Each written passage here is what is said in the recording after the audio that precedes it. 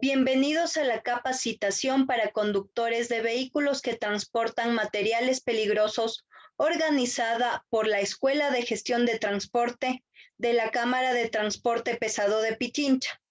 Mi nombre es Claudia Mosquera y seré la persona encargada de guiar esta capacitación.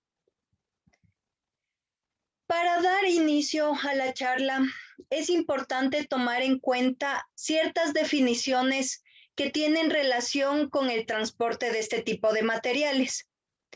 En primer lugar, tenemos transportista, que es la actividad empresarial como tal, y su complemento es el conductor, que es la persona que maneja un vehículo.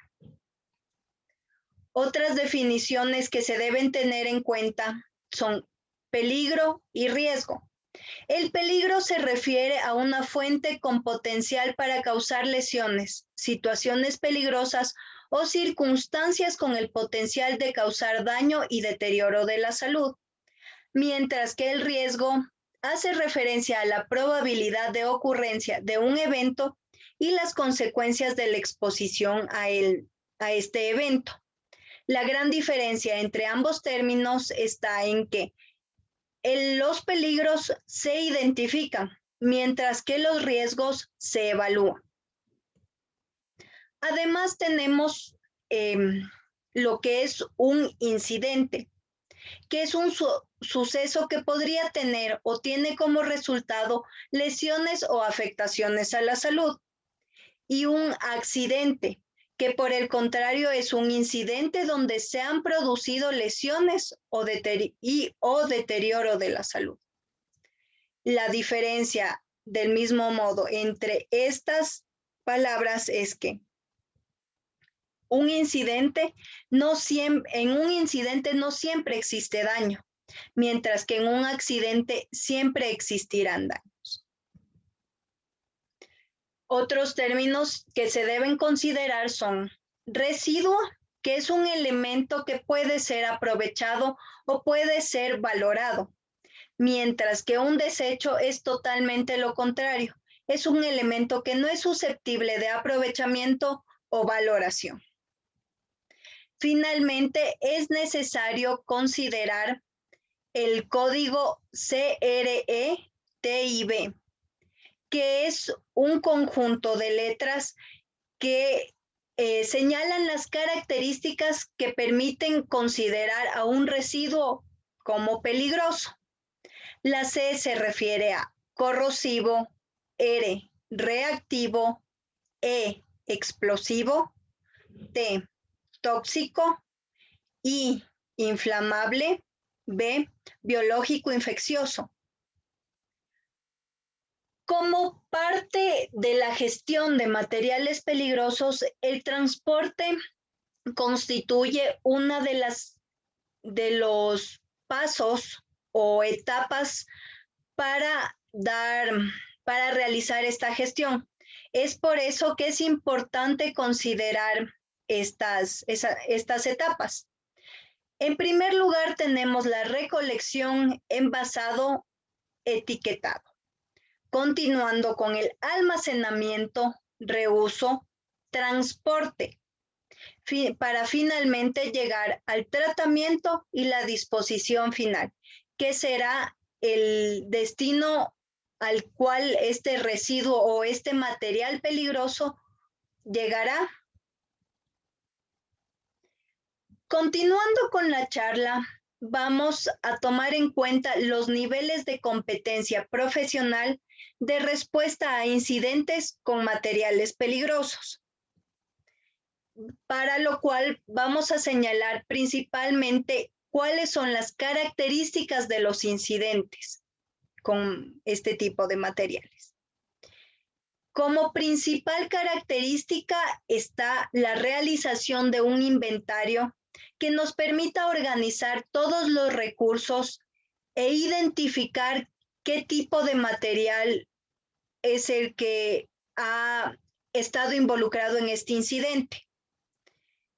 Otra característica es que se debe permitir el acceso a esta zona tóxica de existir solamente al personal que haya recibido la capacitación y adiestramiento necesario sobre la atención a este tipo de incidentes.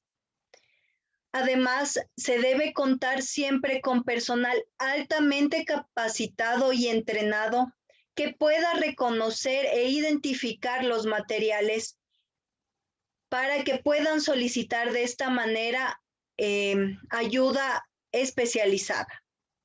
Este es el personal de primera respuesta.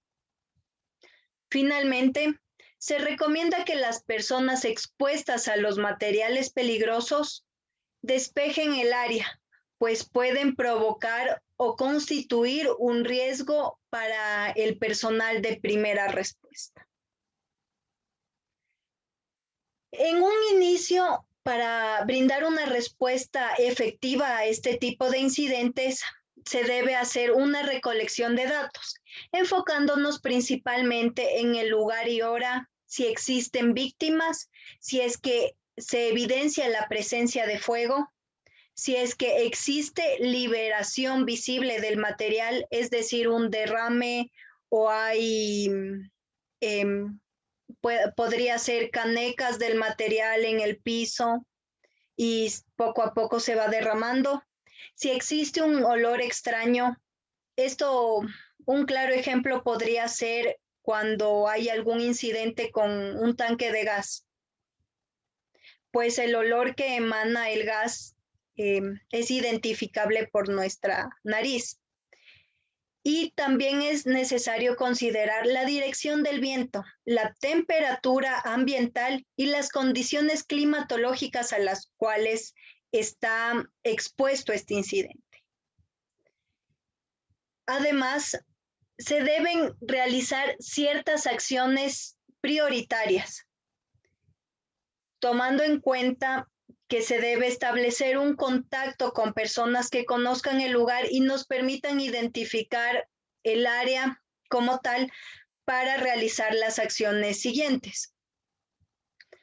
También se debe identificar o reconocer el material para responder oportunamente y eficazmente sobre todo. No se debe realizar o mantener una cercanía directa al material peligroso, sino más bien se recomienda una distancia no menor a 150 metros.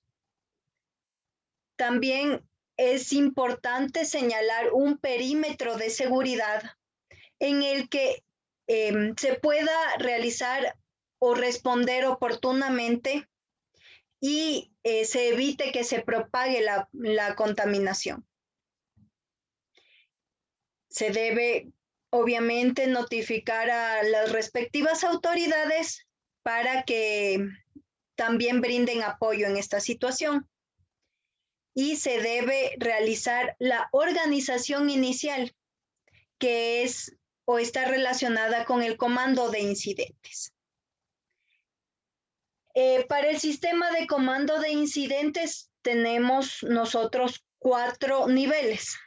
En el nivel 1 se presenta un nivel de advertencia, donde únicamente se identifican los materiales peligrosos, se adoptan medidas de protección al personal y para las personas que se encuentren cerca del área, y obviamente se asegura el área y se solicita asistencia calificada. Como mencionamos anteriormente, no se debe permitir el ingreso al personal que no haya recibido la respectiva capacitación y entrenamiento para dar respuesta a este tipo de incidentes. En este nivel principal tenemos a bomberos, a la Cruz Roja, a las Fuerzas Armadas, a los transportistas como tal. Después, en el nivel 2, estamos hablando de un nivel operativo. Este personal es el encargado de estimar los riesgos que involucran el producto, y cómo podría reaccionar el mismo. Además, prepara una respuesta inicial identificando qué tipo de protección personal y cuál será el procedimiento que se realizará para dar respuesta efectiva a los incidentes. Finalmente, el nivel operativo es quien implementa la respuesta inicial, delimitando las zonas de trabajo, es decir, cercando el área. Empieza el proceso de comunicación y el proceso de descontaminación del área. El personal involucrado en este nivel también corresponde a bomberos, al personal que brinda asistencia médica, a la policía, y en caso de que sea una empresa privada, el personal que haya recibido la capacitación y que según se haya asignado su responsabilidad, esté apto para el trabajo. Por otro lado, en el nivel 3 tenemos los técnicos en materiales peligrosos, que son los encargados de responder al incidente para controlar la liberación o el esparcimiento del producto. Trabajan de manera ofensiva con la protección, obviamente, de acuerdo a las necesidades. Hacen mediciones instrumentales específicas, delimita las zonas de aislamiento, tanto del personal que está trabajando aquí como de los terceros, y efectúa la contención, cierre de válvulas, taponamiento, todas las actividades de contención del incidente. En este caso, el personal involucrado es aquel que está relacionado con y que dispone de equipos de control para incidentes con materiales peligrosos. Finalmente, en el nivel 4 tenemos al comandante de incidentes por materiales peligrosos. Esta persona es quien asume la responsabilidad de conducir a los técnicos en las operaciones específicas para controlar el incidente. Estima las consecuencias del incidente, toma la decisión de las acciones a realizar y aprueba el equipo de protección que se debe usar. Vela además por la seguridad del personal a su cargo y de la operación en general. Es decir, esta persona es quien abarca la mayor responsabilidad en este proceso de respuesta a incidentes. El personal que está a cargo de este nivel es el jefe de bomberos, los oficiales de policía, los gerentes de seguridad de plantas industriales. Esto se refiere al sector privado. También como parte de la respuesta a los incidentes, se deben señalar cuáles son las zonas de trabajo que se deben delimitar en un accidente con materiales peligrosos. La zona caliente es aquella zona que se encuentra directamente en el área del accidente y es aquella donde existe mayor probabilidad de contaminación. Mientras que por otro lado, la zona tibia es el área que está alrededor de la zona caliente y que se encuentra obviamente bordeando el área del incidente o del accidente. Finalmente, la zona fría es aquella zona que nos permite acceder de manera restringida únicamente al personal capacitado que puede controlar el accidente. Las actividades en la zona fría que se deben realizar para brindar una respuesta efectiva son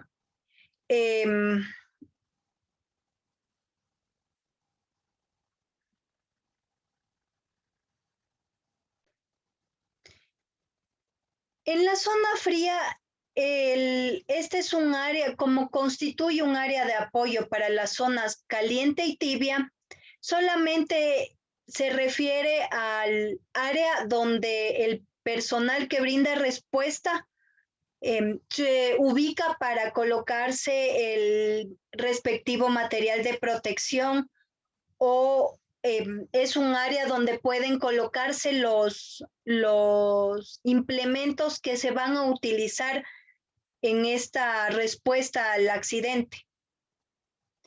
Y la zona tibia, por otro lado, es la zona donde el personal responsable del proceso de descontaminación se ubica para acceder fácilmente a la zona caliente, que es la zona donde se encuentra el accidente como tal.